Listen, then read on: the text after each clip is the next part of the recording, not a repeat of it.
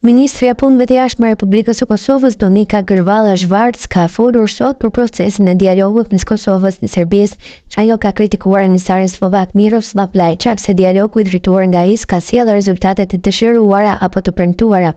Ndërkohë që zëvendës kryeministri Gërvalla jep një deklaratë për vlerësim të tillë negativ për punën e Lajçakut, Bashkimi Evropian e konsideron si ligjërisht obligative marrëveshjen Bruksel Ohrit të ndërmjetësuar pikërisht nga Lajçaku, marrëveshje e cila tashmë është kusht në rrugën e Kosovës drejt Bashkimit Evropian. Madje kryeministri Kurti kërkon mëngul në shkrimin e asaj marrëveshjeje të ndërmjetësuar nga emisari slovak, donse kryediplomati Gërvalla konsideron se puna e tij nuk ka pasur rezultate të dëshiruara. Dialogu i drejtuar nga Lajçak nuk ka sjellë rezultate të dëshiruara apo të premtuara. Shpresim shumë që Komisioni i Ardhshëm të fillojë punën sa më shpejt që të shohim se cilat janë mundësitë që do të ofrojë procesi i dialogut, ka thënë Gërvalla. I need to start by quoting, "A lie can travel halfway around the world while the truth is still putting on its shoes." President Obama said about fake news that even him, when he was president, didn't realize how susceptible we had become to lies and conspiracy theories, despite having spent years being a target of disinformation myself. We are living in turbulent times.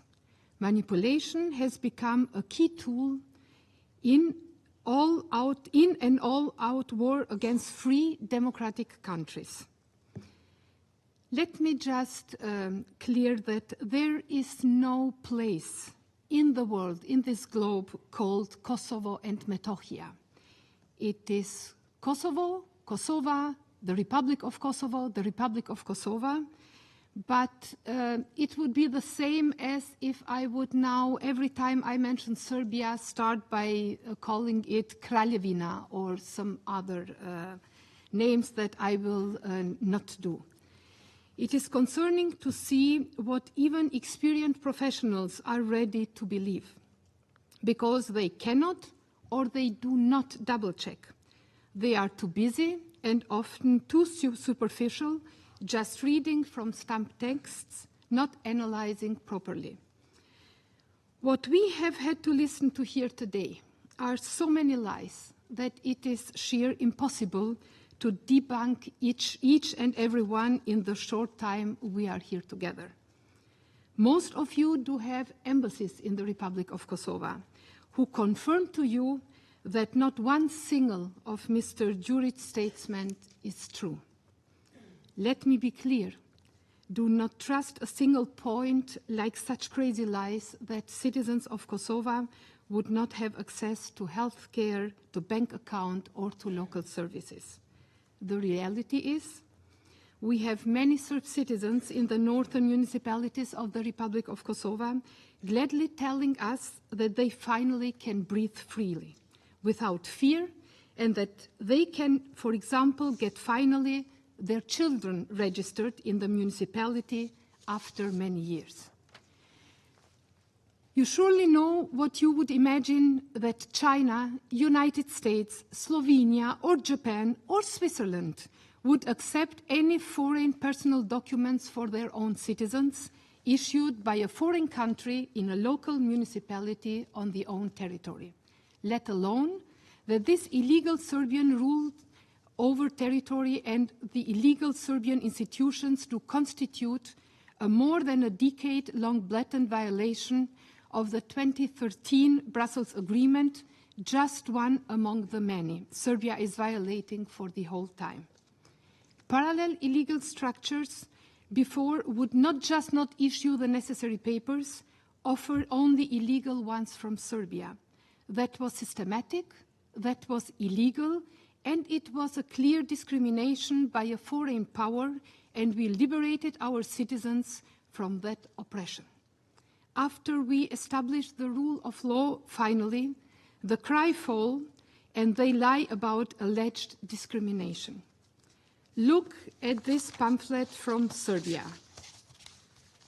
that I believe every one of the members of the Security Council has get in the last days. Here is what every one of these statements is simply wrong.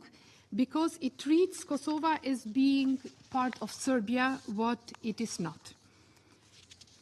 I use this occasion to showcase only one example, but there are many of them. It shall impress you by presenting an overview of, in reality, non-existing discrimination of citizens of Kosovo. One of these elements, not one single one, is true. They are all false. We establish something new, that is very precious for the citizens in the north, and that is normalcy. Fight against crime, the rule of law instead the rule of crime gangs sponsored by Belgrade. Normal municipal services instead of misuse of public funds. We just established what your established democratic countries are offering to their citizens: responsible and transparent public service. We will continue to protect our citizens and to widen the services they deserve, and which they have missed for so many years. Not only the people in Kosovo are fed up with the continuous Serbian lies. For a reason, Vučić is losing influence among Serbian citizens of the Republic of Kosovo. If they do not believe the lies and the propaganda, no one should. But that is only one aspect. Madam President, we need to talk about a danger that some are afraid to mention. We need to talk even about war, how to prevent a next war in Europe, of which some say Putin could target the Balkans next. Putin's proxy Vučić is protecting the terrorists who led the paramilitary attack of Serbia against the Republic of Kosovo on September 24th last year. Their leader, Radojčić, one of the most brutal and richest people in Serbia, not rich by inheriting wealth from his parents, but by crime, was involved in escorting and even killings of Serbian citizens of Kosovo. Kosovo wants him extradited. He is responsible for the killing of our police officer and national hero, the Sergeant Afrim Bunjaku. This Mr. Đurić knows him well from his years as Vučić's right hand in his fight against Kosovo in the years 2013-2020. Đurić and Radojčić, the killer, were allies in suppressing decent Serbian citizens who just wanted to live a normal life. Đurić was in charge when Radojčić was involved in killing Kosovar Serb politician Oliver Ivanović. He was gunned down on the street in front of his office. Radojčić is the main suspect in his murder as well. And Đurić was meeting with him again, having a coffee recently in Belgrade with that criminal and terrorist. That shows the type of characters we are dealing with. Who else here is comfortable hanging out with a brutal killer? And because we started in showing photographs and not to leave any space for disinformation, so this is Radojčić, and this is the now Foreign Minister of Serbia, Marko Đurić. Serbia's attack on September 24th last year was planned as a military invasion and annexation of a peaceful country with thousands of NATO troops. To make it clear, that was the first attack of the Putin alliance against a country with NATO presence. It's a test for the West, a test for more. And Vučić and Putin are not giving up. Therefore, we need first deterrence, then dialogue, in that order. Only with credible deterrence, peace and security will be safe. Because when Vučić, Đurić, and others in Serbia say dialogue, they don't mean it. They are not interested in dialogue. They are interested in destroying the independent Republic of Kosovo, even by force. Nobody must be fooled. They have proven it, and they will try again.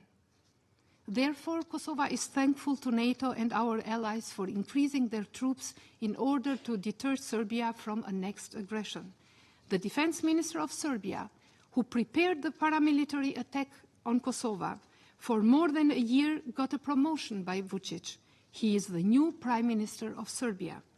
EU President von der Leyen rejected to meet him these days because of his active connections with Russia.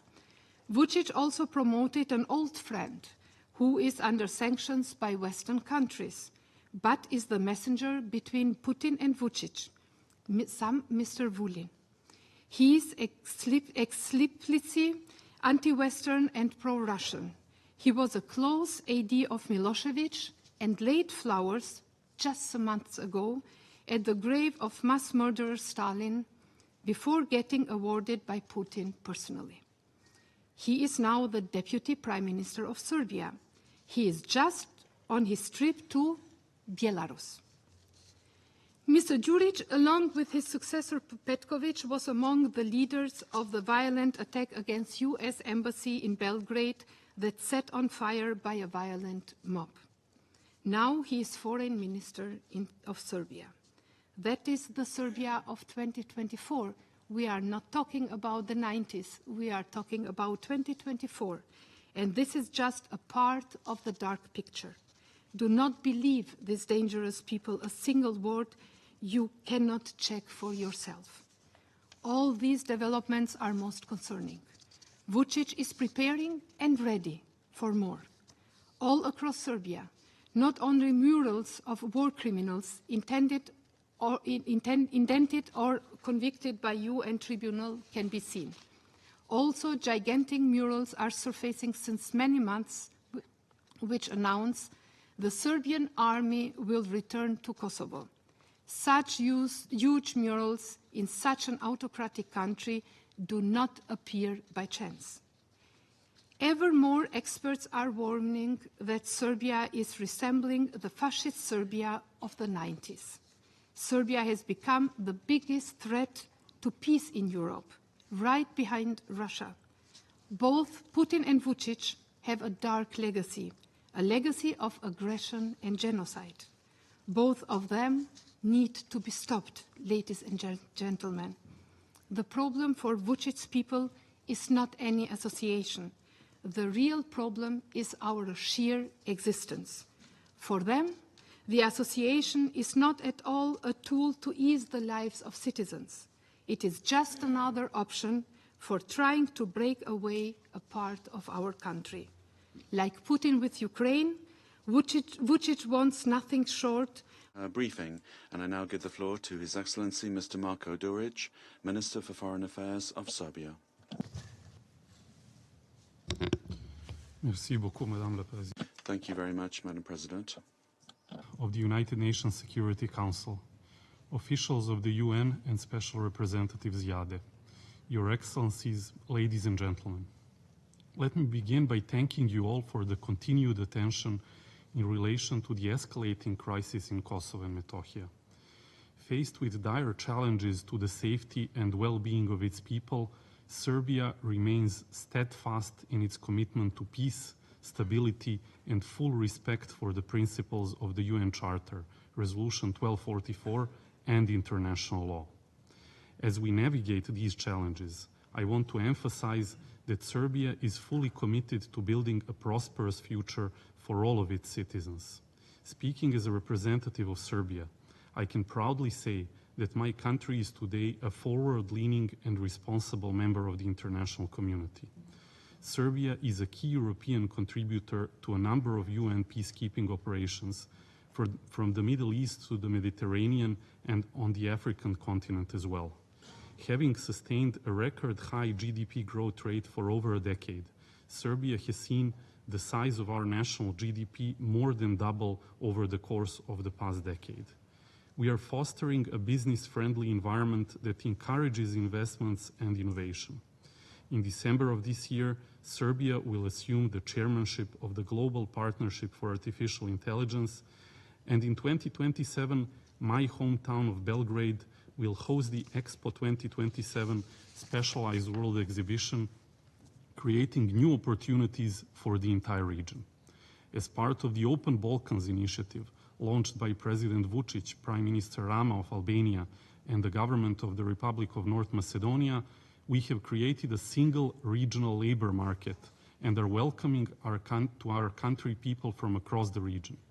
Initiatives like the Digital Serbia project aim to integrate technology into our economy, promoting a knowledge-based society. As we build new industries and create jobs, we are committed to ensuring that no community is left behind in this progress. Sadly, the contrast with what is going on in our southern province of Kosovo and Metohija couldn't be more stark.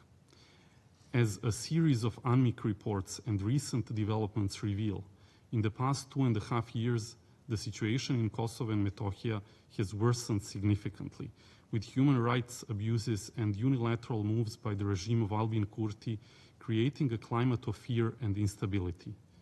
Today, I'm here to detail some of his regime's serious transgressions against the Serbian community and to appeal for your urgent, decisive action. And, as we shall see today, the real question facing this Council is, will we stand aside while innocent, ordinary people suffer, or will we take meaningful steps to protect the vulnerable? Firstly, this year, we mark a sad anniversary that cannot be overlooked.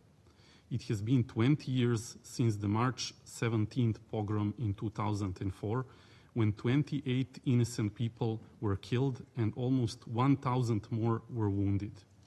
It was a second wave of ethnic cleansing against Serbs, following the one in 1999, which led to the forceful expulsion of 250,000 people and more than 150 Serbian churches destroyed, leaving an additional 40 Serbian Orthodox churches destroyed on March the 17th alone. As I've already mentioned, the recent past for Serbs in Kosovo and Metohija has been painful and complicated. Given the recent past, it is even more devastating to consider the unbearable present that has been created by the regime of Albin Kurti for Serbs in Kosovo and Metohija. Since Albin Kurti's return to power, his administration has systematically intensified measures aimed at isolating and marginalizing the Serbian community. Imagine if your own currency was suddenly banned, pensions stripped away, and social support cut off. For Serbs in Kosovo and Metohija, this is not hypothetical. This is precisely the reality they are facing in Kosovo today. In September of this year, heavily armed special police stormed post offices in Serbian majority municipalities, effectively paralyzing daily life. Basic rights like registering a birth of a child or accessing welfare benefits offered equally to all by the Serbian government have become nearly impossible. Violence against Serbs has escalated sharply. In 2024 alone, over 90 attacks specifically targeted Serbian individuals and properties with not one single perpetrator facing justice. Disturbing incidents involving children have especially shocked our communities. Recently, a child was attacked in North Mitrovica by a man wielding knives, marking the 16th such assault since Mr. Kurti took office. How many attacks must we witness before concrete action is taken? In northern Kosovo, the Serbian population faces a daily reality of crude force. Completely outside of any existing agreements, the region is governed by a mono-ethnic police force loyal to Kurti, enforcing policies through intimidation rather than consent. Adding to this, Kurti's administration has imposed ethno-nationalist Albanian mayors who were quote-unquote elected with virtually no Serbian support and hold no legitimacy whatsoever among the communities they are supposed to serve. Not a single % of support, and yet they govern. Meanwhile, Prishtina's refusal to honor the Brussels Agreement, which calls for the establishment of the Community of Serb-majority municipalities, has stripped Serbs of even basic legal protections. Just 2 days ago, in a public statement that yet again openly challenges the fundamentals of the dialogue process and the rule of Kosovo's own laws, Prime Minister Albin Kurti stated that he does not plan to implement the agreement on the community of Serb-majority municipalities at all. This is not only a rejection of commitments made under EU mediation, but a direct affront to this Council and the international community's authority. Interior Minister Celal Sveçlja, known for his documented violent attacks against EULEX just a couple of years ago, added to this affront when he stated that his administration has no intention of implementing Article 9 of the Brussels Agreement, which guarantees for the collective return of Serb representatives to the Kosovo police in the north. While not surprising, this open defiance is scandalous and undermining years of dialogue, casting a doubt on Prishtina's willingness to build a peaceful future. If agreements once signed can be discarded and mocked at, what foundation remains for trust and dialogue? Additionally, Prishtina's administration has taken steps that blatantly violate Kosovo's own constitution. The Serb List, a political party that overwhelmingly won in Serb-majority areas in elections that were upheld by the OSCE, the EU, and AMIC, is being illegally denied the constitutional right to nominate representatives to government positions and Kosovo institutions. This denial of fundamental democratic rights further exposes the disregard for rule of law and democratic norms in Kosovo and Metohija. It also raises the necessity for the international community to make sure that there are safeguards